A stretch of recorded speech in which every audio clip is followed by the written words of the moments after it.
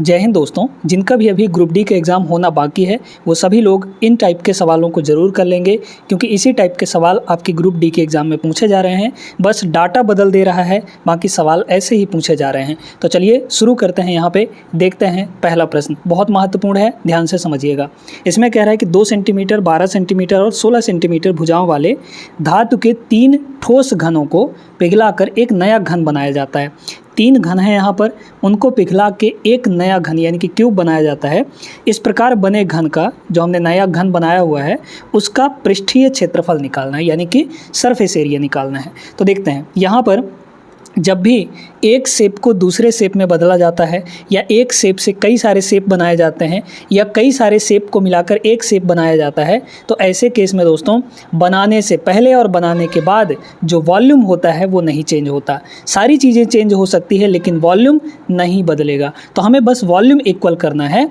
ठोस एक बड़ा बनने से पहले, नया घन बनने से पहले और नया घन बनने के पहले का वॉल्यूम, दोनों को बराबर कर लेंगे। तो ये बताइए, सबसे पहले हमारे पास घन है, तो घन का जो वॉल्यूम होता है यानी कि वॉल्यूम ऑफ क्यूब, ये कितना होता है? ए क्यूब होता है, यानी कि साइड का क्यूब होता है। तो पहले वाले घन का वॉल्यूम कितना होगा? 2 का क्यूब होगा, क्योंकि यहाँ पर साइड 2 है। यहाँ पे दूसरे वाले घन का साइड 12 है, तो इसका हो जाएगा 12 का क्यूब, है ना, प्लस यहाँ पे फिर 16 का क्यूब, तो ये हो जाएगा 16 का क्यूब। ये तीनों घन का टोटल वॉल्यूम हो गया, तीनों क्यूब्स का टोटल वॉल्यूम हो गया। और इसी से एक नया घन बनाया जा रहा है, उस घन का भी वॉल्यूम लिख लेते हैं हम लोग। तो उस घन का वॉल्यूम कितना हो जाएगा? मान लीजिए ए क्यूब। सबसे पहले इसका हमें साइड निकालना पड़ेगा, यानी ए की वैल्यू निकालनी पड़ेगी। तो चलिए सॉल्व करिए इसको। 2 का क्यूब 8, 12 का क्यूब भी आपको पता होगा, है ना। कितना होता है 12 का क्यूब? 12 का क्यूब होता है 1728, ठीक है। और इसके बाद 16 का क्यूब 4096। 20 तक का क्यूब आपको याद होना ही चाहिए, है ना, तभी आप सवालों को जल्दी जल्दी लगा पाएंगे। तो ये हो गया अपना 2 का क्यूब 8, 12 का क्यूब 1728, ठीक है, 1728, और प्लस इसका हो जाएगा 4096, 16 का क्यूब इज इक्वल टू ये अपना ए क्यूब है। अब बड़े ध्यान से देखिए, इन तीनों को अगर हम लोग जोड़ लें यहाँ पर, तो कितना हो जाएगा? ये हो जाएगा 8 8 16, 16 और 6 22, 22 का हो गया 2, हासिल 2 बचा, ठीक है। फिर यहाँ पे 2 और 9 11, 11 और 2 13, है ना। तो 13 का हो जाएगा 3, हासिल 1, 1 और 0 1, 1 प्लस 7 8 हो गया ये, और ये 4 1 5 हो जाएगा। तो ये 58 32 आ गया ए क्यूब की वैल्यू। यहाँ से ए की वैल्यू बताइए कितनी हो जाएगी? ए की वैल्यू जो है वो कितनी हो जाएगी? अब हम बड़े ध्यान से अगर देखें तो यहाँ पर यूनिट डिजिट का कॉन्सेप्ट लगा सकते हैं कि 2 किसके यूनिट डिजिट में आएगा, है ना, 2 किसके यूनिट डिजिट में आएगा। तो अगर देखें 16 का क्यूब तो 4096 होता है। अच्छा, अगर 17 का क्यूब हम लोग करें तो 17 का क्यूब, अच्छा 17 के क्यूब में तो आपका यूनिट डिजिट कोई इवन नंबर नहीं बनेगा, तो फिर 18 हो सकता है। 18 का क्यूब हो जाएगा, क्योंकि 8 28 64 8 512, तो ये आपका 18 का क्यूब है। ये किसका क्यूब है? 18 का क्यूब है। उससे ज़्यादा जाएगा ही नहीं भाई। यहाँ पे ये बताइए कि 20 का अगर क्यूब करेंगे तो 20 का क्यूब 8000 होता है। 20 का क्यूब कितना होता है? 8000 होता है। तो 8000 से वैल्यू कम ही है ये, 5832। इसका मतलब कि वैल्यू यहाँ पे 18 का क्यूब हो गई ये, और यहाँ पे ए क्यूब हो गया। तो ए की वैल्यू यहाँ से कितनी हो गई? हमारा 18 के बराबर हो गया। अब बोला गया है इस प्रकार बने घन का पृष्ठीय क्षेत्रफल निकालिए। तो घन का पृष्ठीय क्षेत्रफल कितना होता है? 6 इंटू ए स्क्वायर, यानी 6 इंटू साइड का स्क्वायर। तो ये हो जाएगा यहाँ पर आपका 6 और साइड का स्क्वायर, मतलब कि 18 का स्क्वायर 324 होता है ना। ए की वैल्यू 18 आई है, बस इसी को मल्टीप्लाई कर लेंगे। तो 6 चौके 24 बचा 2, 6 दूना 18, 18 और 2 हैं, 1 सेकेंड, 6 चौके 24, 24 24 24, ठीक है, बचा 2, 6 दूना 12, 2 14 होगा ना, ठीक है, बचा 1, 6 3 18, 1 19 आ जाएगा। तो 1944 ऑप्शन नंबर सी यहाँ पर करेक्ट आंसर हो जाएगा। तो एक तो तरीका ये है यहाँ पे। अच्छा, अगर 6 के रूल से देखें हम लोग, तो 6 का मतलब कि यहाँ पर आपका 3 और 2 दोनों का मल्टीपल आना चाहिए। अच्छा, तो ये भी आ रहा है ना, ये भी आ रहा है, तो कंफ्यूज हो सकते हैं यहाँ पे। तो फिलहाल यहाँ पर ये तरीका है अपने पास, उम्मीद करते हैं कि समझ गए होंगे।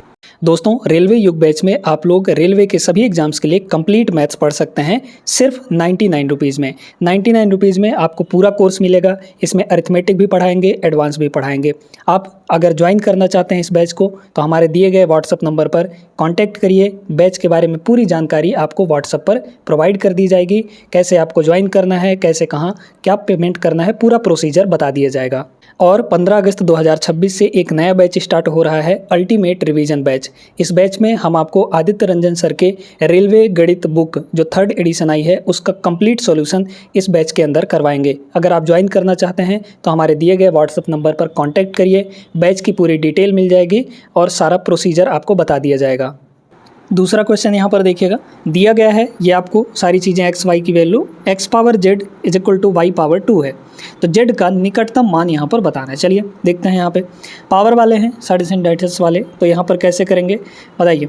x की पावर z लिखना है हमें, तो x की वैल्यू ये है कि नहीं, x की वैल्यू ये है यहाँ पे, तो x की वैल्यू कितनी है 74 की पावर 0.45, ध्यान से देखते जाइएगा। और इसका पावर कितना है z, तो z रहने दीजिए, इज इक्वल टू y का स्क्वायर है, तो y की वैल्यू ये है हमारे पास, y की वैल्यू कितनी है यहाँ पे 74 का पावर। इस टाइप का सवाल दोस्तों बहुत ज़्यादा पूछा जा रहा है, इसलिए करवा रहे हैं, बहुत अच्छे तरीके से देख लीजिए, ठीक ना। और इसका स्क्वायर है यहाँ पे। अब आप सभी जानते हैं कि पावर्स के बीच में अगर ब्रैकेट लगा है तो पावर आपस में मल्टीप्लाई हो जाते हैं, इन दोनों का प्रोडक्ट हो जाएगा, ऐसे ही इन दोनों का प्रोडक्ट हो जाएगा, है ना। अब ये बताइए कि यहाँ भी बेस आपका 74 है, यहाँ भी बेस आपका 74 है, तो अगर बेस इक्वल है तो पावर भी आपस में इक्वल होने चाहिए, तो दोनों पावर को इक्वल कर लीजिए। इधर का पावर कितना बनेगा 0.45 इंटू जेड, यही बनेगा, इज इक्वल टू इधर का पावर कितना बनेगा 0.12 इंटू 2, यही ना बनेगा, क्योंकि इन दोनों को मल्टीप्लाई होगा तो पावर टोटल में बनेगा 0.12 इंटू 2, ये हो गया। अब यहाँ से z की वैल्यू आराम से निकाल सकते हैं। देखिए आप देखिए कि पॉइंट के बाद यहाँ भी 2 डिजिट है, पॉइंट के बाद यहाँ भी 2 डिजिट है, तो पॉइंट आप हटा सकते हैं, है कि नहीं। अब काटा पीटी कर लीजिए, देखिए 3 से काटेंगे 4 बार में, 3 से काटेंगे ये हो जाएगा 15 बार में। अब तो कटेगा नहीं, तो z की वैल्यू बताइए यहाँ से कितनी हो जाएगी 8/15, ठीक है, 8/15। और ये समथिंग समथिंग आपका 0 पॉइंट समथिंग आ जाएगा, और 0 पॉइंट समथिंग सिर्फ एक ही जगह है, ऑप्शन नंबर डी में। उम्मीद करते हैं कि आप सभी को क्लियर है ये सवाल। आगे चलिए नेक्स्ट क्वेश्चन पर। डिस्काउंट का ये वाला सवाल भी बहुत ज़्यादा देखने को मिल रहा है। इसमें बोला जा रहा है कि एक दुकानदार निम्नलिखित 4 स्कीम देता है अपने ग्राहकों को। पहला ये स्कीम है, दूसरा ये स्कीम है, तीसरा ये है, चौथा ये है। दुकानदार के लिए कौन सी स्कीम सबसे उपयुक्त होगी? दुकानदार के लिए सबसे सही उपयुक्त, है ना। तो दुकानदार के लिए अगर बोला जाए सबसे सही, तो दुकानदार के लिए फ़ायदेमंद जो होता है वो सबसे कम डिस्काउंट वाला होता है, क्योंकि अगर दुकानदार जहाँ पे सबसे कम डिस्काउंट देगा वहीं पे उसका मुनाफा होगा, वहीं पे उसका प्रॉफिट होगा। लेकिन अगर यहीं पे आपसे पूछा जाए कि ग्राहक के लिए कौन सा सही होगा, कौन सा छूट, तो जहाँ पे ग्राहक को सबसे ज़्यादा डिस्काउंट मिलेगा वहीं पे ग्राहक के लिए सही होगा, यानी ग्राहक के लिए फ़ायदेमंद होगा, ठीक है ना। तो अब आपको चूँकि यहाँ पे बोला गया है दुकानदार के लिए कौन सी बेस्ट है स्कीम, तो जहाँ पे डिस्काउंट सबसे कम होगा वही दुकानदार के लिए बेस्ट होगा। चलिए देखते हैं। अब आप जानते हैं कि 2 अगर डिस्काउंट दिए गए हैं, पहला मान लीजिए A% का और दूसरा डिस्काउंट है B% का, तो इनका जो सक्सेसिव डिस्काउंट का ओवरऑल सिंगल डिस्काउंट है वो कितना आता है? ये आता है दोस्तों A + B माइनस AB/100, यही आता है। इससे आप लोग बड़े आराम से इसमें देख सकते हैं कि कौन सा सबसे कम डिस्काउंट होगा यहाँ पर, है ना। चलिए पूरा नहीं सॉल्व करना है आपको, क्योंकि वैल्यू बहुत दूर दूर दी गई हैं, तो आपको बड़े आराम से पता चल जाएगा। अब इसमें देखिए, यहाँ पे अगर देखें 32% और 40% के 2 सक्सेसिव डिस्काउंट, इसका एक सिंगल डिस्काउंट निकालिए। पहले तो A + B करेंगे, यानी कि 32 और 40 कितना होगा 72% होगा। इस 72 से वैल्यू थोड़ी सी कम आएगी, क्योंकि माइनस इसमें समथिंग समथिंग करना पड़ेगा, है ना। 32 × 40 / 100 करना पड़ेगा हमें, है ना। तो 72 से वैल्यू कम आएगी इसकी। फिर इसके बाद 1 खरीदे 5 मुफ्त पाएँ। अच्छा, इसका डिस्काउंट कैसे निकालते हैं? फ्री वाले का कितना फ्री मिला है? 5 फ्री मिला है। टोटल कितने में से? तो टोटल आप देख लीजिए ग्राहक को कितना मिल रहा है, 1 ठो तो वो खरीद रहा है और 5 ठो उसको फ्री मिल गया, यानी कि टोटल उसको सामान 6 ठो मिला, / 6 हो जाएगा। तो 5/6 आ गया, और 5/6 का फ्रैक्शन वैल्यू कितना होता है बताइए तो ज़रा बताइए। 1/6 का 16 पॉइंट समथिंग होता है, तो ये 5/6 है, तो 16 पंचे 80% के आसपास आएगा, मतलब कि ये वैल्यू 80 से थोड़ा सा ज़्यादा होगा, ठीक है, 80 पॉइंट समथिंग होगा, 80 पॉइंट समथिंग हो जाएगा ये। चलिए अब इसमें अगर ये तो आपका सिंगल डिस्काउंट ही दिया है 48% का। अच्छा, यहाँ देखिए, यहाँ 8% और 33% का 2 सिंगल डिस्काउंट, इसका एक सिंगल डिस्काउंट निकालिए, 2 सक्सेसिव का एक सिंगल, तो 32 और 8 कितना हो जाएगा 41% हो जाएगा। ये वैल्यू 41 से कम होगी, 41 से कम होगी। अब आप बड़े अच्छे से विजुलाइज कर सकते हैं कि यहाँ पे कौन सा सबसे कम डिस्काउंट है। यहाँ 72% है, यहाँ 80% है, यहाँ 48% है और यहाँ 41% है। सबसे कम कौन सा डिस्काउंट है? ये वाला, है ना, यानी कि 41%। तो 41% सबसे कम डिस्काउंट है और जहाँ सबसे कम डिस्काउंट होगा वहाँ पे दुकानदार को फ़ायदा होगा, यानी डी ऑप्शन। अच्छा, डी मतलब कि इसमें देखिए आप, C option is the correct answer, यानी कि scheme number D. Scheme number D जो है वो आपका दुकानदार के लिए सही हो जाएगा। यहीं पे अगर ग्राहक के लिए पूछता तो सबसे ज़्यादा डिस्काउंट ग्राहक को कहाँ मिल रहा है? बी ऑप्शन में, क्योंकि 80% यहाँ पे मिल रहा है। ठीक है, तो ग्राहक के लिए 80% वाला, यानी 1 खरीदे 5 मुफ्त पाएँ, ये वाला करेक्ट आंसर हो जाता अगर ग्राहक के लिए बोलता तो। क्लियर है ना? आगे चलिए। वैसा ही एक और क्वेश्चन देखिए दोस्तों, पिछले सवाल जैसा ही, इसमें भी सेम वैसे ही करना है। यहाँ पे देखिए 39 और 8 कितना हो जाएगा? 47% हो जाएगा। तो 47% से ये वैल्यू थोड़ी सी कम आएगी, क्योंकि AB/100 माइनस करना होता है, तो 47 से समथिंग थोड़ा सा कम आएगा। ठीक ना? इसमें भी दुकानदार के लिए बेस्ट स्कीम कौन सी है ये बताना है। अच्छा, 4 खरीदें 8 मुफ्त पाएँ, फ्री कितना मिल रहा है? 4 ठो मिल रहा है, तो डिस्काउंट यहाँ से कितना हो जाएगा? 4 ऊपर हो जाएगा, नीचे डिवाइड बाई टोटल 8 + 4 यानी कि 12 हो जाएगा। तो 1/3 आ गया, है ना। और 1/3 कितना होता है? 33.33% होता है। 33.33% इसमें आपका डिस्काउंट मिलेगा। फिर इसके बाद 16% का सिंगल डिस्काउंट है यहाँ पे। अच्छा, 38 और ये आपका 34, ये 72 से थोड़ा सा कम आएगा, है ना। 72 से मतलब कम ही होगा, 60 और 72 के बीच में वैल्यू हो जाएगी इसकी। तो सबसे कम डिस्काउंट तो आपको यही दिख रहा है, 16% वाला, है ना। 16% वाला ये सिंगल डिस्काउंट वाला आपको सबसे कम दिख रहा है, यानी कि स्कीम नंबर सी। और स्कीम सी कहाँ है, किस ऑप्शन में? ऑप्शन नंबर बी में। ये आपका करेक्ट आंसर हो जाएगा, है ना, दुकानदार के लिए। और यहीं पे अगर ग्राहक के लिए बोलता तो ग्राहक के लिए सबसे ज़्यादा डिस्काउंट आपको 72% वाला मिल रहा है ना। तो ये वाला आपका आंसर हो जाता। क्वेश्चन नंबर 5 देखिएगा। tan थीटा की वैल्यू 1 - p²/2p दिया है तथा थीटा एक न्यून कोण है, एक्यूट एंगल है, साइन थीटा का मान कितना होगा? बड़े ध्यान से इसको समझिएगा। एक यहाँ पे अगर हम राइट एंगल ट्रायंगल बनाएं तो इस राइट एंगल ट्रायंगल में आपको tan दिया गया है। tan का मतलब क्या होता है? अगर ये एंगल थीटा है अपने पास, ये एंगल थीटा है, तो tan होता है परपेंडिकुलर अपॉन बेस।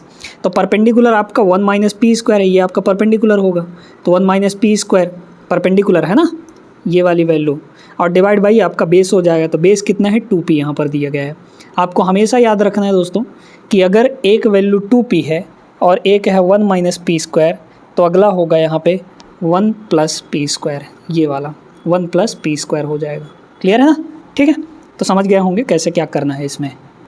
चाहे तो आप इसमें पाइथागोरस थ्योरम लगा के भी निकाल सकते हैं ना। जैसे अगर हाइपोटेनस निकालना है तो क्या करेंगे? इसका स्क्वायर प्लस इसका स्क्वायर, ये आपके इसके स्क्वायर के बराबर आ जाएगा, है ना।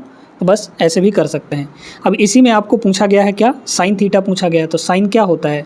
Perpendicular upon hypotenuse. तो परपेंडिकुलर कितना है? 1 - p² है परपेंडिकुलर, डिवाइड बाई हाइपोटेनस कितना हो जाएगा? 1 + p² हो जाएगा। तो ये तो सीधा सीधा था। और कहाँ है ये वाला?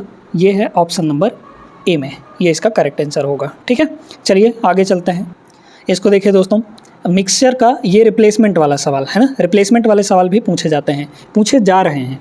एक बर्तन में 80 लीटर शुद्ध दूध है, उसमें कोई पानी वगैरह कुछ भी नहीं है ना, प्योर दूध है। इसमें से 16 लीटर दूध को पानी से बदल दिया जाता है। 16 लीटर दूध उसमें से निकाला गया और 16 लीटर ही पानी उसमें मिला दिया गया। ठीक है, यदि मिश्रण की समान मात्रा को फिर से पानी से बदल दिया जाए, मतलब ये क्रियाकलाप 2 बार हो रहा है। एक बार 16 लीटर दूध निकाल के 16 लीटर पानी डाला गया, फिर उसके बाद फिर से जो अब पानी और दूध का मिश्रण बना है उसमें से फिर से 16 लीटर पानी निकाल के 16 लीटर दूध निकाल के 16 लीटर पानी डाल दिया गया। तो मतलब चीज़ें 2 बार हो रही हैं, प्रक्रिया जो है 2 बार हो रहा है। बर्तन में बचा हुआ दूध ज्ञात कीजिए।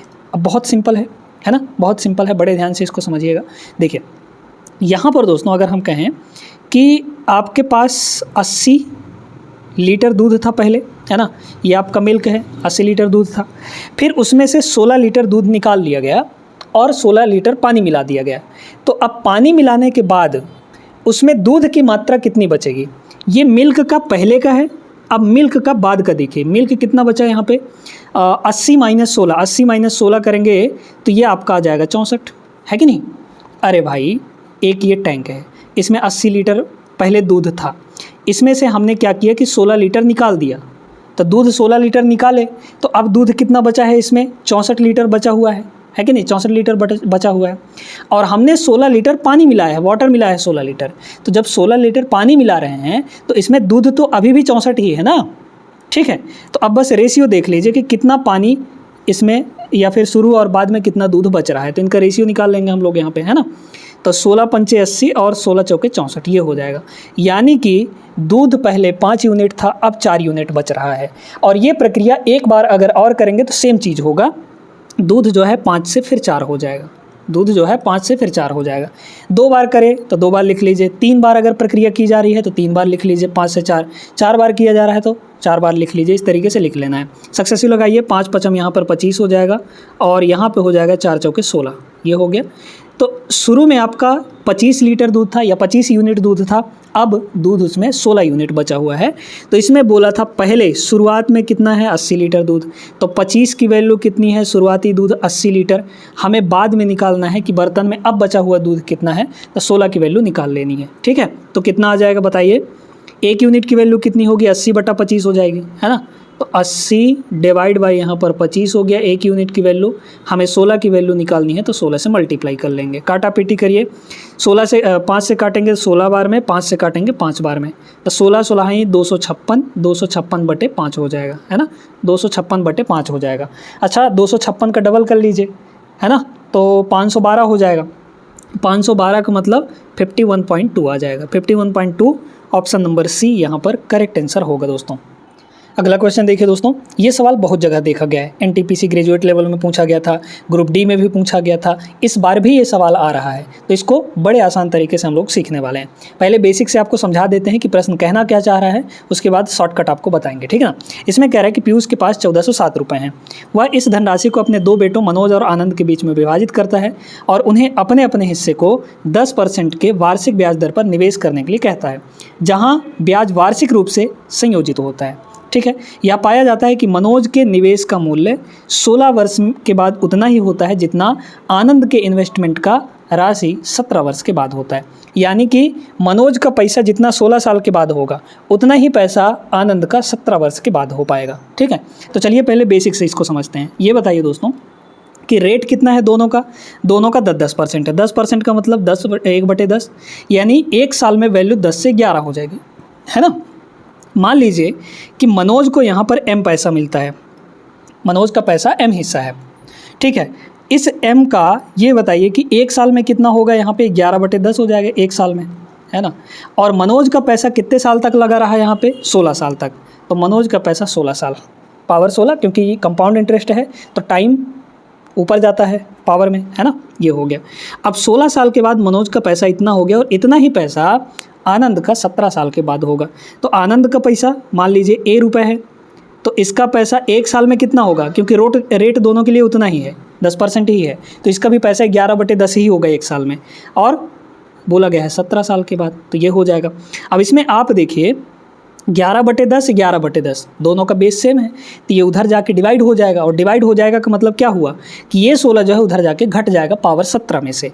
तो हम कह सकते हैं कि यहाँ पे m/a यानी कि मनोज का पैसा डिवाइड बाई आनंद का पैसा डिवाइड बाई कितना होगा, ये हो जाएगा दोस्तों। बेस सेम है तो बेस तो वही रहेगा, 11/10 ही रहेगा, और पावर में कितना हो जाएगा, इधर 17 है और ये नीचे जाके ऊपर जाएगा, तो मतलब कि यहाँ पर आपका 16 घट जाएगा। तो हमारे पास आ गया 11/10, ठीक है। कितना आ गया, 11/10 आ गया। तो अब देख सकते हैं कि मनोज का 11 यूनिट पैसा है और आनंद का यहाँ पे 10 यूनिट है। अब आपको इसका शॉर्टकट तरीका बताते हैं। देखिएगा, आप डायरेक्टली यहाँ पर निकाल सकते हैं मनोज और आनंद के पैसे का रेशियो, है ना। कितना है, 11/10 है ना। तो अब इसको समझिए कैसे हुआ ये। देखिए यहाँ पर आप देख पाएंगे कि 1 साल में पैसा कितना हो जा रहा है, 10 से 1 बढ़ जा रहा है, तो एक ठो वैल्यू होगी 11 और एक ठो वैल्यू यही 10 होगा। अब 10 किसका होगा, 11 किसका होगा, ये समझना है हमें। देखिए दोस्तों, जिसका पैसा ज़्यादा टाइम के लिए लगा होगा उसका कम वाला होगा। तो यहाँ पे अगर देख पाएँ, आनंद का पैसा 17 साल के लिए लगा है ना, आनंद का पैसा 17 साल के बाद उसका हो रहा है, तो आप आनंद को 10 रुपये देंगे, ठीक है। आनंद का हिस्सा कितना होगा, 10 यूनिट होगा। और जिसका पैसा कम वर्ष के लिए लगा होगा, जैसे मनोज का पैसा 16 वर्ष के लिए लगा है, तो उसको ज़्यादा रुपए आप देंगे। ज़्यादा रुपए का मतलब 11 रुपये देंगे, तो मनोज का पैसा यहाँ पर 11 यूनिट हो गया। बस यही था आपका। ठीक है, यही था। अच्छा, अब इसमें भी आप क्या कर सकते हैं कि अगर आपको ये 16 वर्ष और ये 17 वर्ष गैप कितने का दिया है, 1 साल का, तो अगर 1 साल का दिया है तो पावर 1-1 रहने दीजिएगा। अगर 2 साल का गैप दिया है, मान लीजिए इसका 18 वर्ष होता, आनंद का पैसा 18 वर्ष होता, तो 16 वर्ष और 18 वर्ष 2 साल का अंतर, तो पावर यहाँ पर 2-2 कर देना होता है, यानी कि 11 का स्क्वायर और 10 का स्क्वायर हो जाता।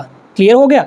अब इसमें आपको टोटल पीयूष का पैसा कितना दिया है, 1407 रुपये, यानी कि इन दोनों का टोटल यानी 11 और 10 21 यूनिट की वैल्यू कितनी दी गई है, 1407 रुपये दिया गया है।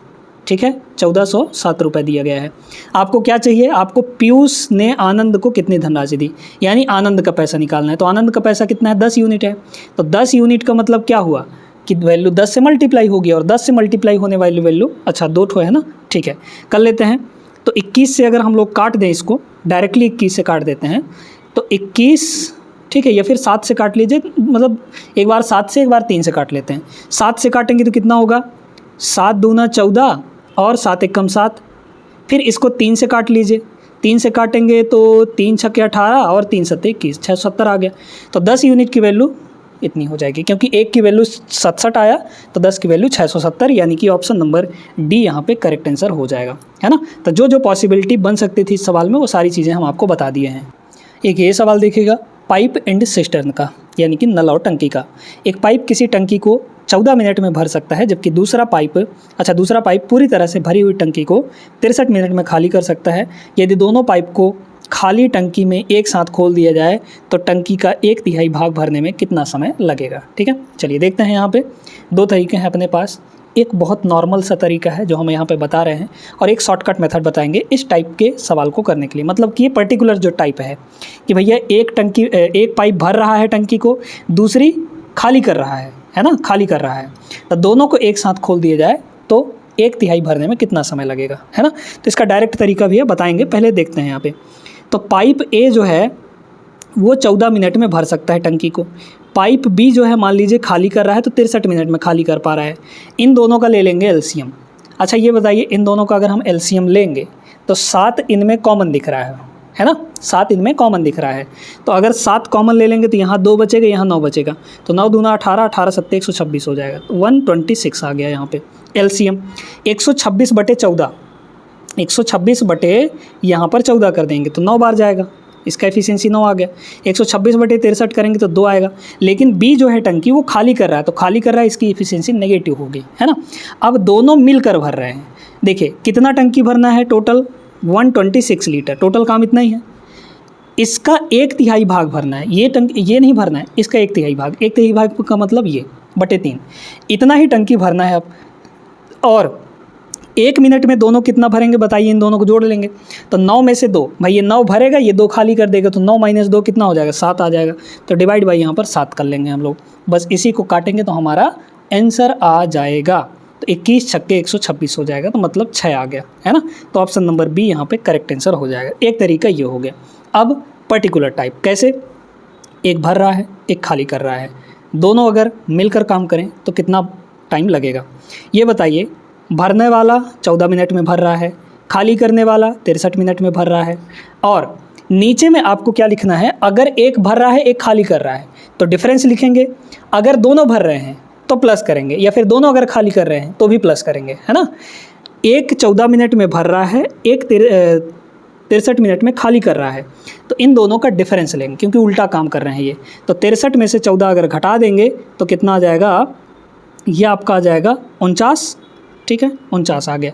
लेकिन ये जो टाइम निकल कर आएगा, ये टाइम आपको पूरी टंकी को भरने में लगा है ना, ये टाइम जो है पूरी टंकी को भरने में लगा है।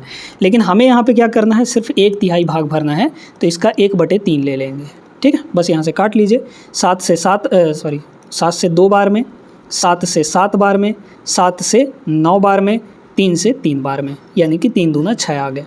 तो 6 मिनट यहाँ पर लगने वाला है। Option number B is the correct answer. अगला क्वेश्चन देखिए, एज वाला है, एज भी है, रेशियो भी है, ठीक है। 2 व्यक्ति हैं, पी और क्यू की आयु का अनुपात 3-4 है। 6 साल बाद यह आयु का अनुपात 4 और 5 में बदल जाएगा। पी का वर्तमान आयु बताना है, ठीक है। तो वर्तमान आयु चलिए देखते हैं यहाँ पे। पी और क्यू का जो प्रेजेंट का एज है वो कितना है, 3 और 4 का है ना, कितना है, 3 और 4 का। बहुत सिंपल तरीका बता रहे हैं, ये प्रेजेंट का एज है, ठीक ना। फिर कह रहा है 6 साल बाद 6 साल बाद यह अनुपात कितना हो जाता है, 4:5 हो जाता है। अब आपको क्या करना है, यहाँ पे एक मेथड बता रहे हैं, यहाँ से यहाँ देखिए कितने साल का गैप है, प्रेजेंट से 6 साल बाद में कितने साल का अंतर है। तो आप देखिए कि यहाँ पर सीधे सीधे 6 साल का ही अंतर है, तो 6 साल यहाँ भी और 6 साल यहाँ भी, दोनों का लिख लेंगे हम लोग, है ना। तो बस ये P का है, ये Q का है, मतलब कि 6 साल में P का रेशियो 3 से 4 हो रहा है और 6 साल में ही Q का रेशियो 4 से 5 हो रहा है।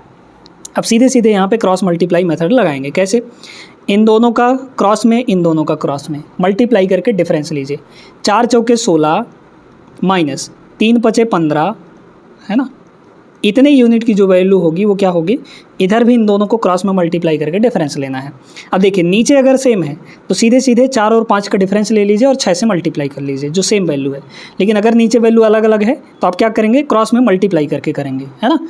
आएगा वैल्यू वही है, जैसे 6 चौके 24 और 6 पंचे 30, तो 30 और यहाँ पे 24, इन दोनों का डिफरेंस कितना आएगा, 6 के बराबर ही तो आएगा। ये डिफरेंस आया 1 की वैल्यू यहाँ पर 6 आ गई। हमें क्या चाहिए, हमें प्रेजेंट का एज चाहिए P का, तो P का प्रेजेंट का एज कितना हो जाएगा बताइए। तो यहाँ पे 1 की वैल्यू 6 है तो 3 की वैल्यू कितनी होगी, 18 हो जाएगी। और यहीं पे अगर आप Q का वैल्यू पूछेंगे तो 1 की वैल्यू 6 तो 4 की वैल्यू 6 चौके 24 साल होगा, है ना। तो P का पूछा गया है 18 वर्ष, ऑप्शन नंबर A यहाँ पर करेक्ट आंसर होगा। दोस्तों इसी टाइप के सवाल अभी ग्रुप डी में देखने को मिल रहे हैं। उम्मीद करते हैं कि ये सेशन आपको पसंद आया होगा। वीडियो ज़रूर लाइक कर दीजिएगा।